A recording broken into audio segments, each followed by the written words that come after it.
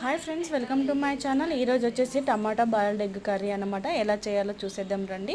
ముందుగాల gas on చేసుకొని ఒక కడాయి పెట్టుకొని కొంచెం ఆయిల్ వేసుకున్నాను. ఆయిల్ వేసుకొని అందులోనే కొంచెం పసుపు, కొంచెం మసాలా, అలాగే కొంచెం కారం వేసుకున్నాను.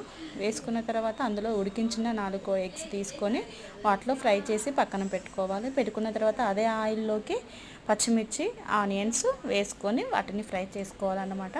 అవి కలర్ చేంజ్ అయిన తర్వాత కొంచెం కరివేపాకు, అలాగే అల్లం వెల్లుల్లి పేస్ట్ కూడా వేసుకొని ఒకసారి మొత్తం కలుపుకోవాలన్నమాట. ఈ విధంగా చూసారుగా. కలుపుకున్న తర్వాత కొంచెం పసుపు కూడా వేసుకొని మళ్ళీ ఒకసారి కలుపుకోవాలి.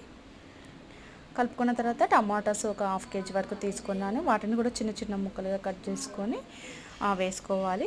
వేసుకొని ఒకసారి కలుపుకొని మూత పెట్టుకోవాలన్నమాట. టమాటాలు అనేవి చిన్నగా కట్ చేస్తే తొందరగా ఉడుకుతుంది కాబట్టి కొంచెం చిన్నగానే కట్ చేసుకోవడానికి ట్రై చేయండి.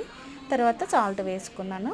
సాల్ట్ వేసుకొని ఒకసారి కలుపుకోవాలి. కలుపుకున్న తర్వాత మళ్ళీ రుచికి సరిపడా కారం కూడా వేసుకొని కలుపుకొని మూత పెట్టి మరి కొద్దిసేపు ఉడికించుకోవాలి. చూసారుగా ఏ విధంగా అయిందో. టమాటాలు ఆల్రెడీ మెత్తగా అయ్యాయి, ఇంకా కొంచెము మామూలుగా గట్టిగా ఉన్నాయి.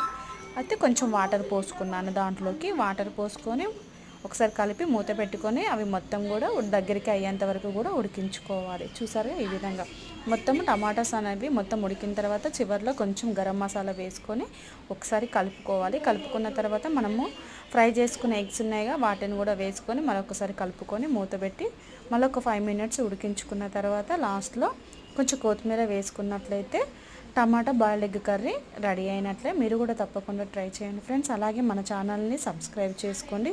వీడియోస్ చూస్తున్నారు కానీ